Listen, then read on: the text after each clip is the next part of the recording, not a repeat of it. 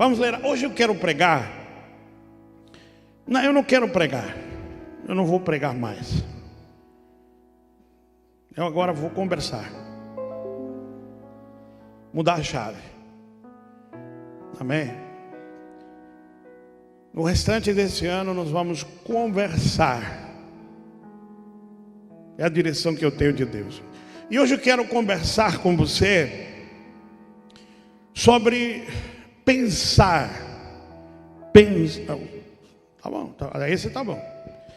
Pensar. Diga comigo, pensar. Diga de novo, pensar. Então olha para o irmão que está ao seu lado e diga assim: de vez em quando é bom pensar. Chavei, por exemplo, eu não penso, né? Não penso. Para que pensar, né? Para que pensar com esse cabeção aí? Então diga assim: pensar como um filho de Deus. Como é que você pensa?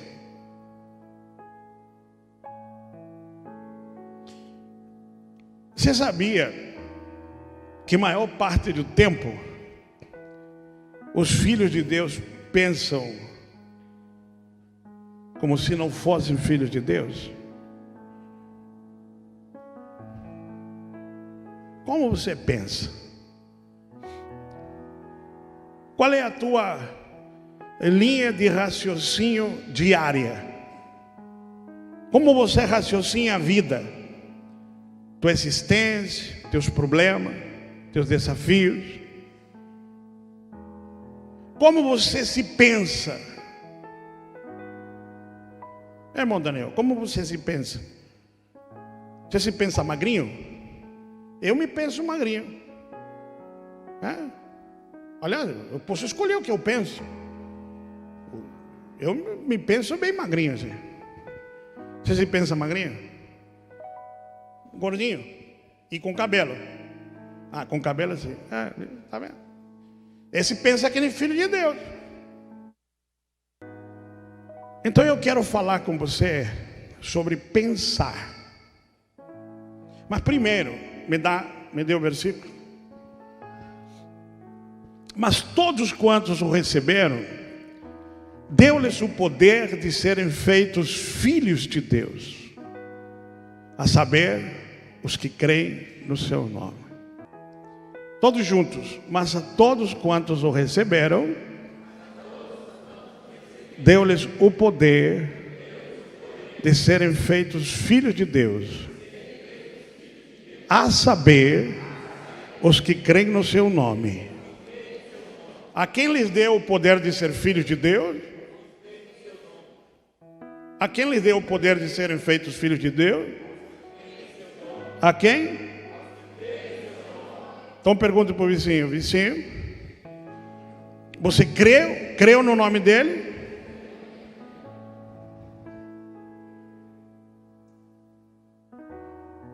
Tá romântico, né? Lambadinha.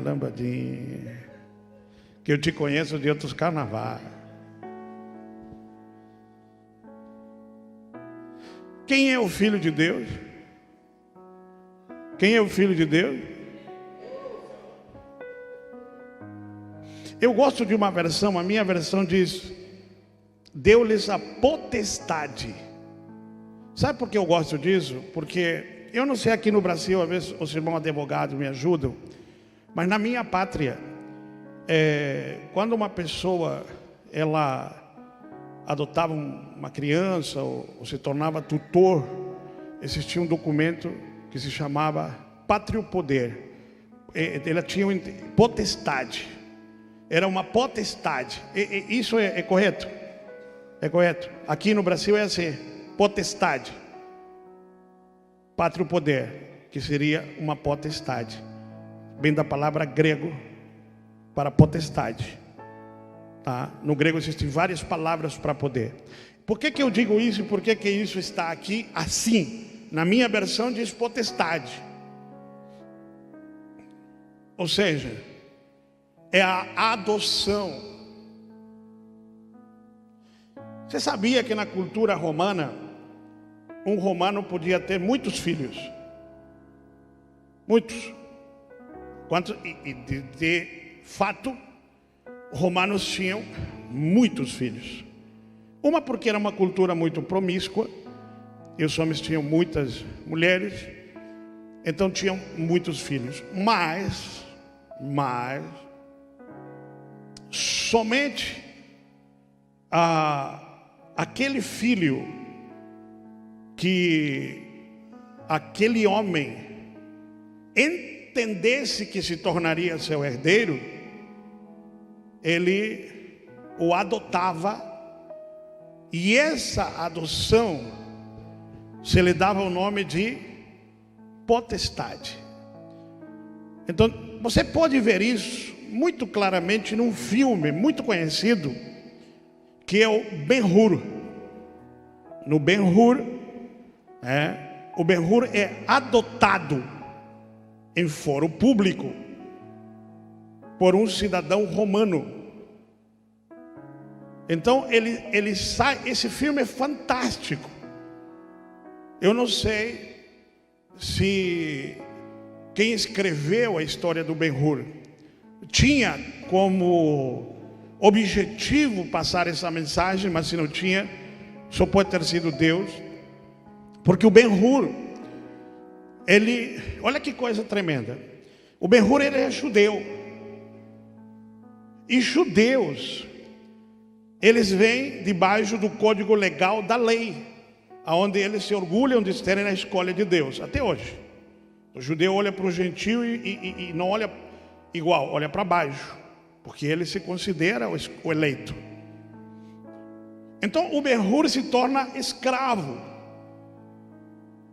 mas um cidadão romano o adota e passa a usar o anel desse homem. Isso o torna um cidadão romano com direitos a todos os bens desse homem. Então nos dias de Jesus, nos dias de Paulo, nos dias do Novo Testamento, esse era o procedimento legal. Você reconhecia em fórum público o filho que você quisesse reconhecer. Amém? Não era obrigado a reconhecer 30 filhos. Aquele que o coração do homem entendia, queria adotar. 1, 2, 3, o que quisesse. E ele determinava o valor dessa adoção. Quando o apóstolo João, ele está nesse texto escrevendo: aos que creem no seu nome, deu-lhes o pátrio poder. Você está me entendendo? Eu vou explicar para esse lado aqui. Aos que creem no seu nome, deu-lhes o pátrio poder de serem chamados os seus.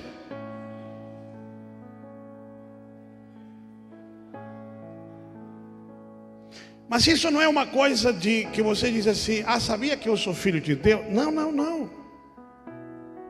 Isso, o que João está usando aqui é uma terminologia legal jurídica do direito romano nos dias de João. Ele está usando essa linguagem.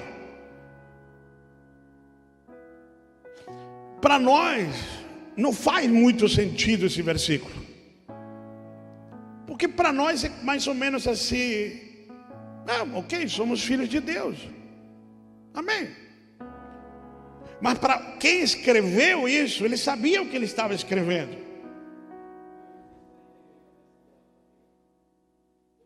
Potestade.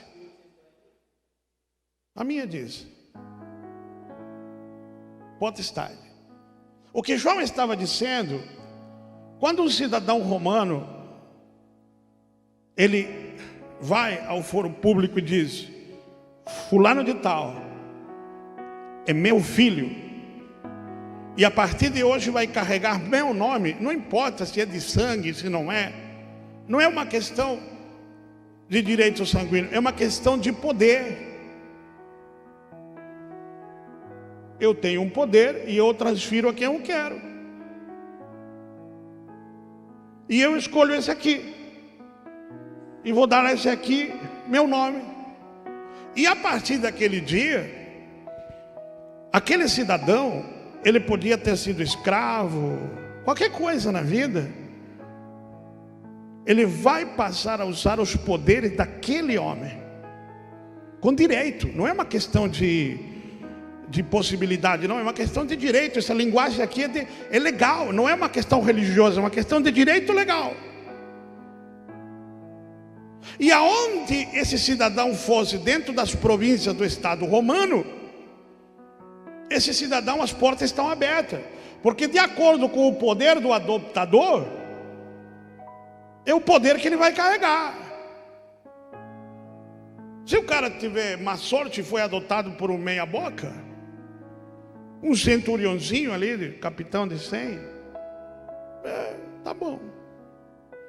Mas se levar sorte e for adotado pelo César, as portas do Império Romano iam se abrir para esse candidato aonde ele for. Não importa a cor do olho, a cor do cabelo, a cor da pele. Chegou um filho do César. Pronto. Porque o que vale é o papel. Você está me entendendo, sim ou não? Então, o que o apóstolo João está querendo nos ensinar é que a salvação não é uma questão religiosa. A salvação é uma questão legal. Você está me entendendo, irmão? Talvez nessa terra as pessoas não entendam muito disso. E se você chegar com esse versículo, digamos, você chega com esse versículo aqui em algum lugar e diz assim: sabia que eu sou filho de Deus? Porque esse versículo diz que eu sou filho de Deus. Sabe o que vão te dizer? E eu com isso.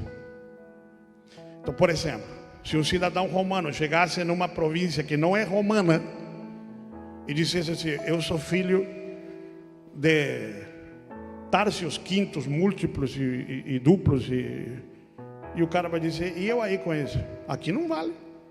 Por que não vale? Por que não vale? Porque aqui não é Império Romano. Então, aquilo valia para o império, e isso aqui vale para quê? Para o reino do céu, meu irmão. Talvez ali na esquina não te deem valor, mas quer ver? Agora eu chego no Santo dos Santos. Se abrem as portas para mim, sim ou não? Eu tenho um pátrio poder.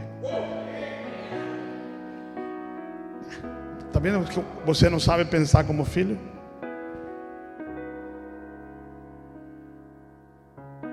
Está vendo por que você não entende o reino? Eu tenho um pátrio poder. O reino dos céus sabe o que está escrito aqui. E sabe que aqui diz que eu sou filho de Deus. E eu sou tão filho de Deus como Jesus Cristo é filho de Deus.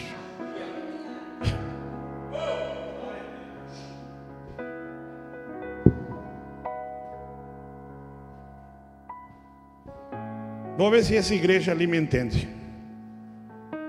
Aquela lá está meio dormindo.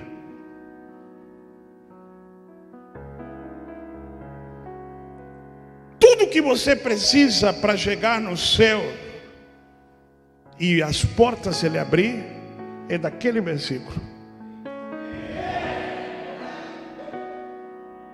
E para obter esse direito, tudo que você precisa é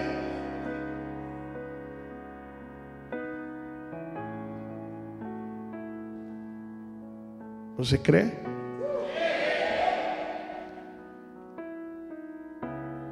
E se você não crê, crê. O dia que você crê, um anjo creu.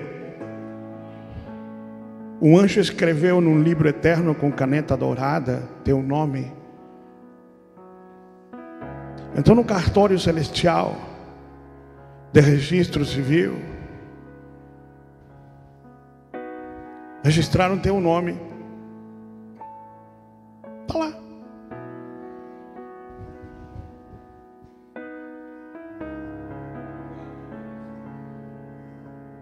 Está lá.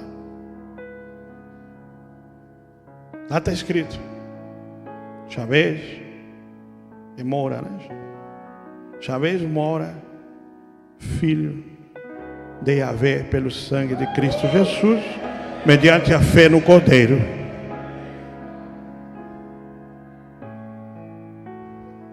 Lá está escrito assim: Rômulo Augusto Klein, filho de Deus, mediante a fé e o sangue do Cordeiro. Lá está escrito: Daniel Kerten, é isso? Kerten, filho de Deus, mediante a fé no sangue do Cordeiro.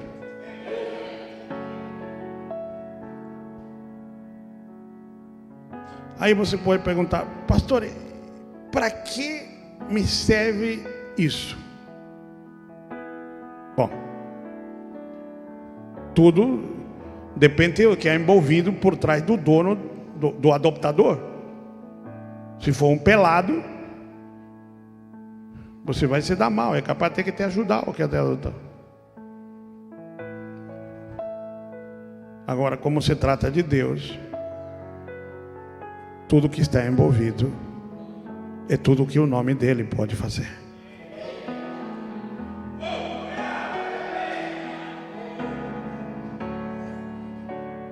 Que vontade de voltar para o Rio de Janeiro que eu estou.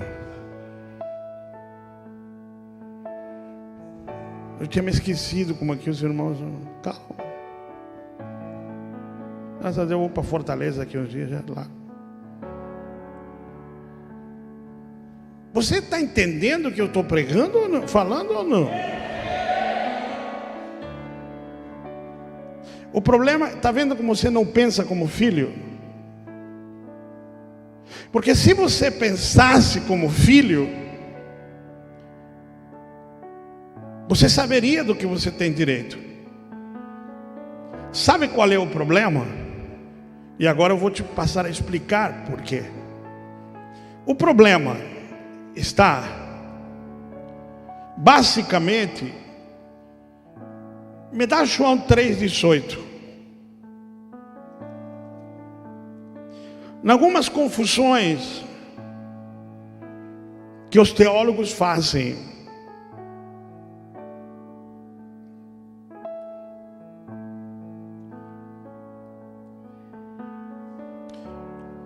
eu parei de gostar da teologia muitos anos atrás. Por uma questão simples, ela é lógica. E por ela ser lógica, ela nunca vai entender a Bíblia. Nunca. Porque a lógica, ela obedece o século presente. A lógica foi feita para somar 2 mais 2. A lógica lida com raciocínio lógico e prático. Tudo aquilo que faz sentido, a lógica aceita. E tudo aquilo que não faz sentido, o que não pode ser comprovado, cientificamente é considerado anômalo. Então algo anômalo é descartado. Então, por exemplo, a ciência diz: aqui tem um câncer, né? Então a ciência diz: câncer mata. Amém? Então como o cientista sabe que o câncer mata? Porque ele vê que toda pessoa que adquire um câncer termina morrendo de câncer. Então de repente chega no hospital um camarada com câncer, com tumor, e chega atrás dele um irmão e ora, e o câncer some. E o médico, que é cientista, olha para aquilo, ele não pode catalogar como ciência aquilo, porque para ele aquilo é anômalo. Ele está vendo que houve uma cura, mas ele não pode dizer, porque ele não tem uma sequência provatória. A lógica não lhe permite dizer isso aqui é um milagre, porque ele é desse mundo. E ele pensa como a lógica desse mundo. Mas eu sou do reino do céu. Então eu tenho que pensar como cidadão do céu. O seu problema é que você pensa como cidadão da terra. E você tem que escolher como vai pensar. Como filho de Deus ou cidadão da terra. Você vem ao culto e adora como filho, mas vai para casa e pensa como cidadão deste mundo. E isso impede você de viver o reino, porque esse texto só tem poder no reino. Só tem um detalhe: o reino é o que governa tudo. Então, por exemplo, você consegue conceber no reino de Deus câncer? Câncer é normal no reino de Deus? Por que não é normal? Porque na ciência do reino de Deus, câncer não se cria. Não se cria. Por quê? Porque a lógica do reino do céu diz: câncer não vinga aqui. Aqui vinga a saúde.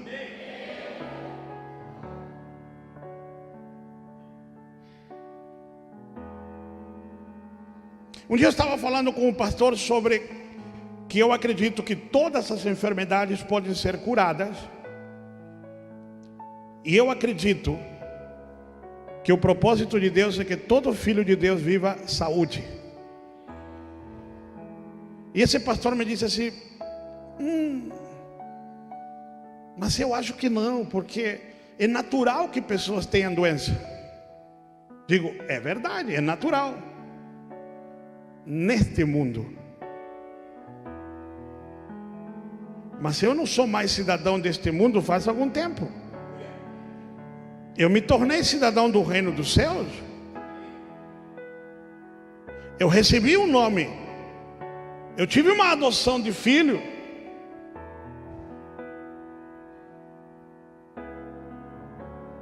E eu posso escolher se eu sou cidadão da terra ou do céu. E como eu escolhi ser cidadão do céu, eu tenho direito às prerrogativas do reino do céu. E saúde é uma prerrogativa do reino do céu.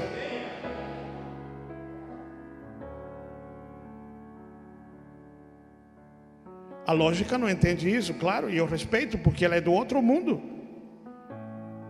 Mas no mundo que eu vivo, que eu acredito, as leis dizem que eu tenho direito à saúde, porque Jesus se manifestou para destruir as obras do diabo. Então esse irmão me disse assim: pastor, o senhor não acredita que Jesus pode mandar uma doença para que um filho seja disciplinado, corrigido? Eu acredito que sim, que ele até pode fazer o que ele quer. Sou eu capaz de dizer o que ele pode ou não pode, mas eu quero raciocinar diferente. Você colocaria uma doença, um câncer no teu filho para discipliná-lo, se tivesse o poder?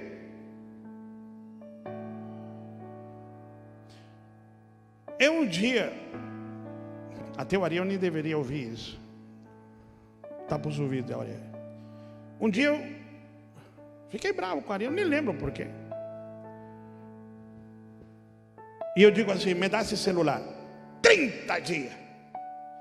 30 dias de disciplina nessa casa, não se tem celular. Lá vem Ariel. Toma, pai. Eu guardei o celular. 3 dias depois, eu estava procurando uma forma de encurtar a disciplina. Digo, como é muito dia de disciplina. 30 dias, coitado do guri. E olha que eu sou pecador. Se eu, sendo mau, Não consigo dar 30 dias de disciplina de celular a meu filho, porque me dói.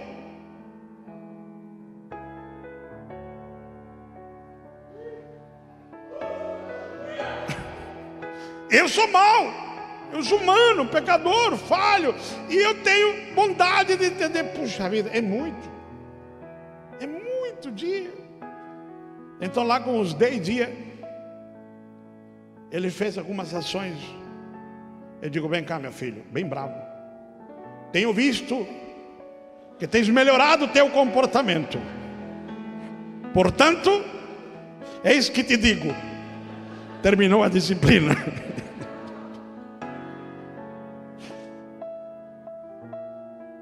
Agora eu lhe pergunto, esse modelo de bondade vem de mim? Vem de meu pai, que ele que me criou assim. Vem do meu Deus.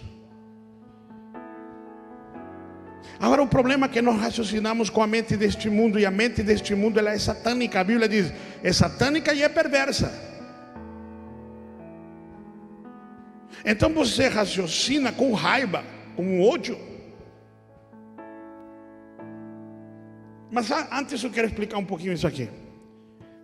Amém? Deixa eu ver a hora. Tenho mais uns 10, 15 minutinhos, eu vou explicar isso aqui. Verso 18 do capítulo 3, está aqui. Quem nele crê não é julgado. Quem nele crê não é julgado. Repita isso para mim, por favor. De novo.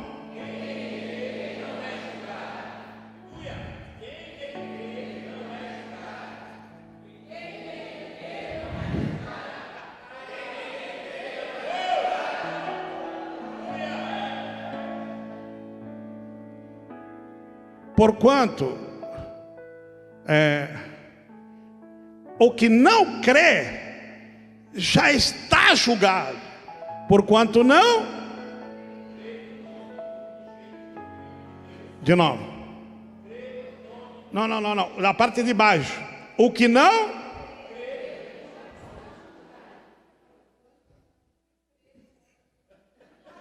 Pelo amor de Deus, leia de novo aqui.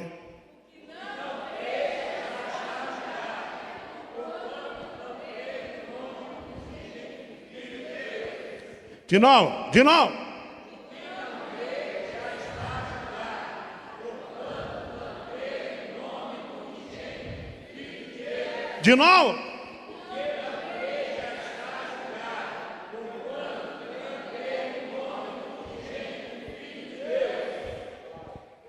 Então, do que se trata o reino? Do que se trata?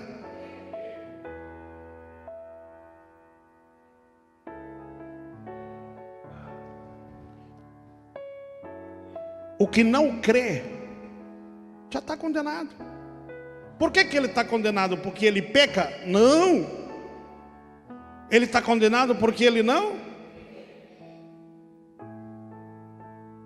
Ele não está condenado porque ele comete pecados. Porque tem muita pessoa no mundo que diz assim: eu não preciso de Jesus. E por que o cidadão não precisa? Porque eu sou bom. Eu não roubo, eu não minto, eu não traio minha mulher, eu não fumo, não bebo e sou melhor que muito crente. Parabéns, mas o crente torto vai para o céu e eu para o inferno. Sabia? Sabia que os teólogos não conseguem entender isso? E está tão claro explicado aqui. Todo o evangelho de João é baseado em direito legal.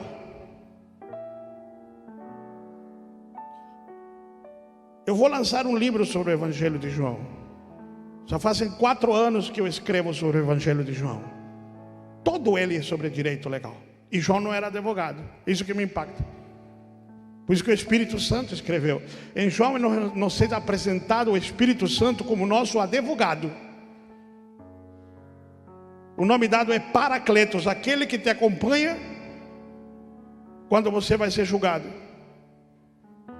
O que intercede, o que te defende, o que te protege, o que pleiteia as tuas causas.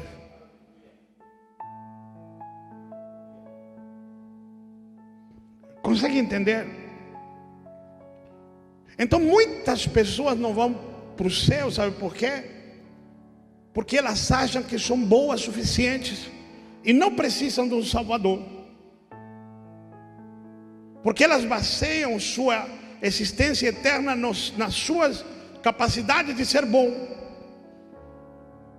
E o reino do céu, ser filho ou não ser filho, não depende de tua atitude, depende da tua fé. Vamos de novo. Quem nele?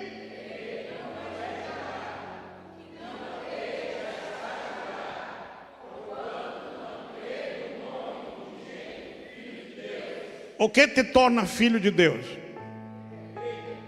O que te condena?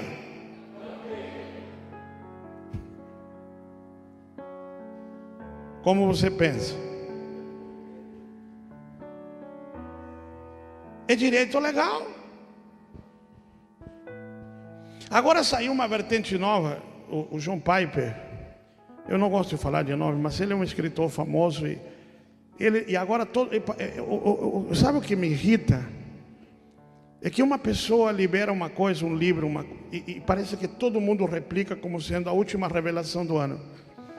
E agora saiu essa pregação que diz assim: Deus odeia pecador. Deus odeia o pecado, logo, a lógica, né? Logo, Deus odeia o pecado, logo, odeia o pecador. Então, negando, inclusive o John Piper diz, João 3,16, de tal maneira Deus amou o mundo, não, está fora de contexto. Querido, Deus ama o pecador. E vou lhe explicar por quê. A Bíblia diz que quando aquele moço que rejeitou o apelo de Jesus, que diz: vende tudo que tens, dá aos pobres, segue-me, e terás tesouro no céu. Ele saiu e a Bíblia diz que Jesus, amando-o, ouviu partir, ouviu isso.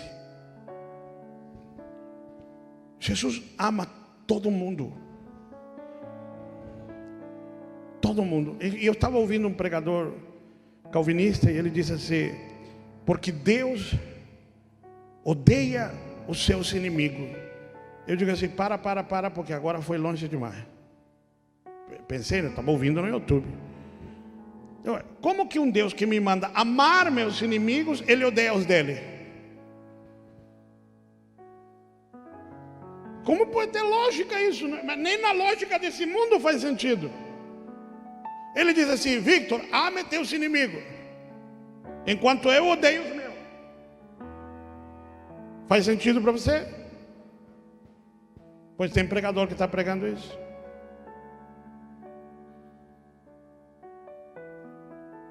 Deus ama todos. Mas pastor, se Deus ama todos, por que alguns vão para o inferno? A palavra correta não é que Deus manda para o inferno. A palavra correta é que as pessoas vão para o inferno. Vão para o inferno porque eles não querem crer. A Bíblia diz que nós somos filhos de unção dobrada. Por que filhos de unção dobrada?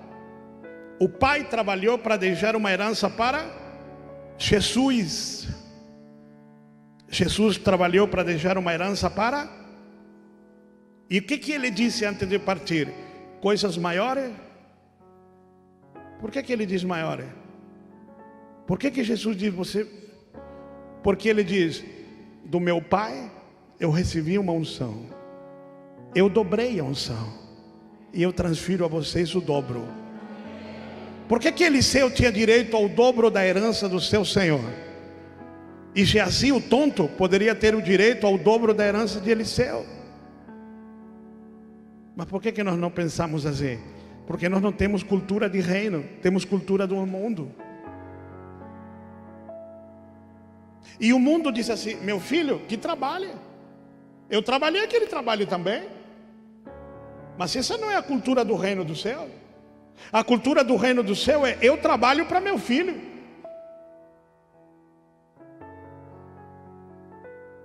E tudo que eu peço a meus filhos é: façam o mesmo pelos seus filhos. Porque essa é a cultura do reino do céu. Mas por que a igreja não consegue entender? Porque ela pensa o reino quando está nos lugares religiosos. Mas quando ela volta ao seu habitar, ela pensa como pensa este mundo. Se você quer começar a pensar como filho, mude o seu raciocínio e comece a pensar como as escrituras te ensinam a pensar. Todo filho tem direito à herança do seu pai. Todo filho deveria olhar para seu pai e dizer: eu tenho direito sobre os bens desse homem. E esse homem deveria viver e assistir a vida dizendo: eu estou trabalhando para deixar um direito aos meus filhos. A minha existência não é para mim.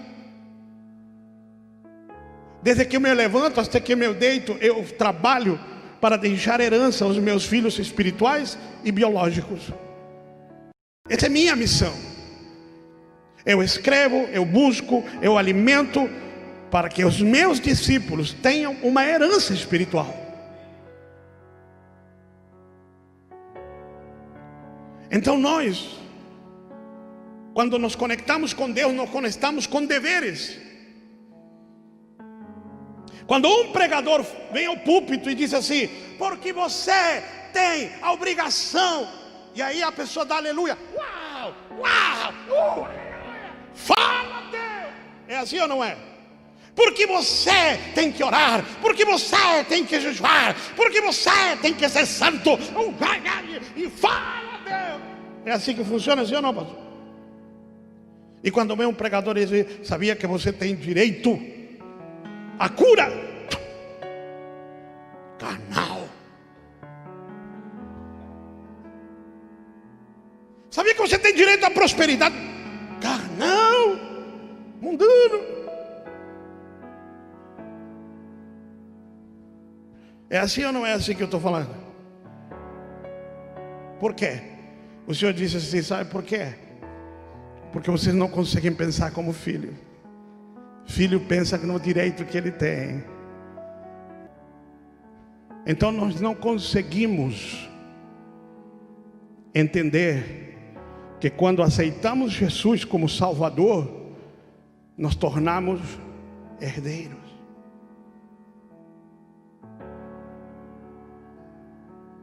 Então quando viemos a Jesus, viemos como servos. Sabe como o servo chega ao seu Senhor? Você sabe como o servo chega ao Senhor? Você sabe como? Senhor, se dê. Se o Senhor puder. O Senhor não podia me adiantar R$100 para descontar no próximo pagamento? É assim que chega, assim ou não? Com medo? Por quê?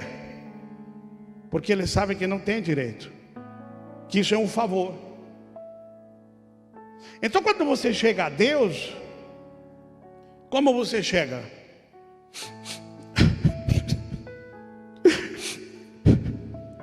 Isso foi o Senhor que ensinou para mim. Chega assim: Senhor Jesus, se o Senhor puder, tem misericórdia de mim.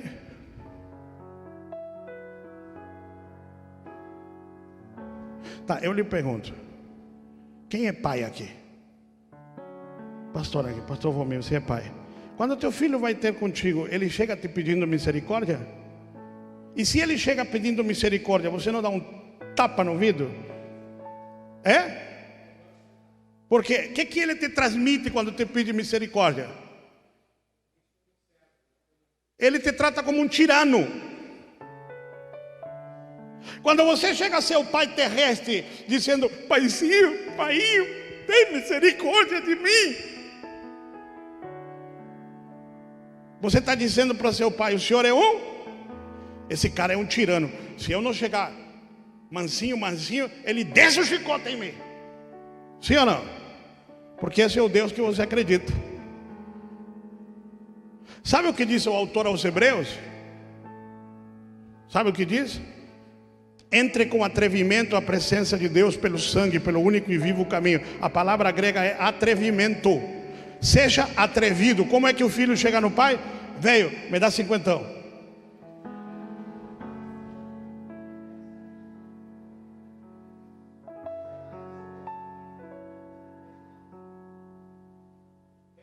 Como é que chega? Porque é filho. E ele me disse assim: Victor, você não precisa nem pedir. Primeiro, eu já fiz. E se existisse algo que você quer e não existe neste mundo, eu crio para você. E eu digo: pai, não, isso é muito forte para mim, Senhor. Ele diz: é forte para você, porque você pensa como sistema, mas não é forte para mim. Tudo que eu fiz para o meu filho Jesus. Todas as coisas criadas são feitas por Ele. E aí o Senhor me disse assim: Victor, você não acredita que a salvação te tornou tão filho quanto Ele é?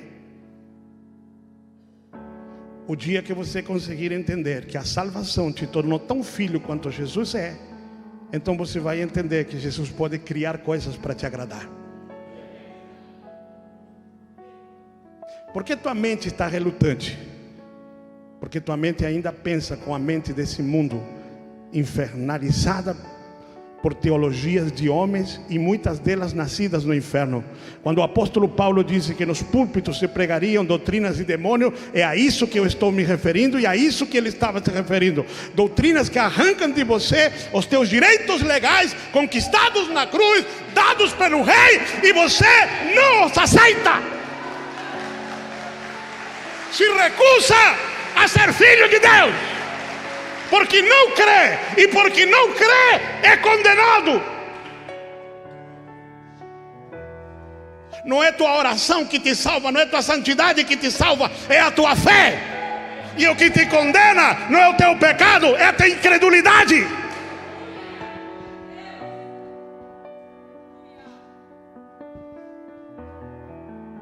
Chega ao seu pai como um pai.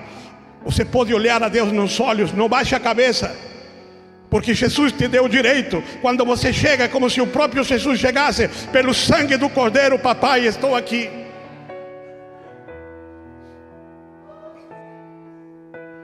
Não chegue dizendo para ele quem você é, ele sabe quem você é.